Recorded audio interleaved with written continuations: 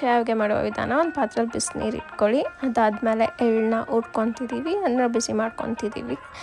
ಅದಾದಮೇಲೆ ನೆಕ್ಸ್ಟು ಒಂದು ಪಾತ್ರೆಯಲ್ಲಿ ಏನು ಬಿಸಿನೀರು ಇಟ್ಟಿದ್ವಿ ಅದಕ್ಕೆ ಅಕ್ಕಿ ಹಿಟ್ಟು ಹಾಕ್ತಾಯಿದ್ದೀವಿ. ಏನಕ್ಕೆ ಅಂತಂದರೆ ಲೈಕ್ ಮುದ್ದೆ ಮಾಡ್ಕೊಳ್ಳೋಕ್ಕೆ, ಹೇಗೆ ರಾಗಿ ಮುದ್ದೆ ಮಾಡ್ತಾರೆ ಅದೇ ಥರ ಅಕ್ಕಿ ಮುದ್ದೆ ಮಾಡೋದಕ್ಕೆ ಹಿಟ್ಟು ಹಾಕ್ತಿದ್ದೀವಿ. ಅದನ್ನು ಕೋಲಲ್ಲಿ ಕಲಿಸ್ತಿದ್ದಾರೆ. ಈ ಥರ ಮುದ್ದೆ ಮಾಡ್ಕೊಬೇಕು, ಗಂಟೆ ಇಲ್ಲದೆ ಇರೋ ಥರ ಮುದ್ದೆ ಮಾಡ್ಕೊಬೇಕು. ಈ ಥರ ನಾದಿ ಮುದ್ದೆ ಮಾಡಬೇಕು. ಅದಾದಮೇಲೆ ಬೆಲ್ಲ ಚಚ್ಕೊತಿದ್ದೀವಿ. ಏನು ಎಳ್ಳು ಹುರ್ಕೊಂಡಿದ್ವಿ ಅದು ತಣ್ಣಗಾದ್ಮೇಲೆ ಅದಕ್ಕೆ ಎಷ್ಟು ಸ್ವೀಟ್ ಬೇಕೋ ಅಷ್ಟು ಬೆಲ್ಲ ಹಾಕ್ಕೊಬೇಕು. ಹಾಕೊಂಡಾದ್ಮೇಲೆ ಅದನ್ನು ಪೌಡರ್ ಮಾಡ್ಕೊಬೇಕು ಮಿಕ್ಸಿಯಲ್ಲಿ. ಸೊ ಈ ಥರ ಮಾಡಿಕೊಂಡ್ರೆ ಸಾಕು. ಅದೆಲ್ಲ ಕರೆಕ್ಟಾಗಿದೆಯಾ ಅಂತ ಚೆಕ್ ಮಾಡ್ಕೊಬೇಕು.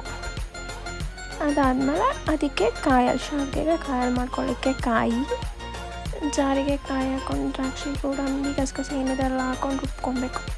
ಅದನ್ನೆಲ್ಲ ಹಾಕ್ಕೊಂಡು ರುಬ್ಕೊತಿದ್ವಿ. ಎಷ್ಟು ಬೇಕೋ ಅಷ್ಟು ರುಬ್ಕೊಂಡು ಅದನ್ನು ನೀರು ಸ್ವೀಟೆಲ್ಲ ಹಾಕಿ ಅದೇನು ಮುದ್ದೆ ಮಾಡಿದ್ವಿ ಅದನ್ನು ಈ ಥರ ಚಕ್ಲಿ ಮಾಡೋದಕ್ಕೆ ಹಾಕ್ಕೊಂಡು ಒತ್ತಿದ್ರೆ ಶಾವಿಗೆ, ಅದಕ್ಕೆ ಕಾಯಿ ಹಾಲು, ಅದರ ಮೇಲ್ಗಡೆ ಎಳ್ದು ಪೌಡರ್ ಹಾಕ್ಕೊಂಡ್ರೆ ಸಖತ್ತಾಗಿರುತ್ತೆ. ಮಾಡ್ಕೊಳ್ಳಿ.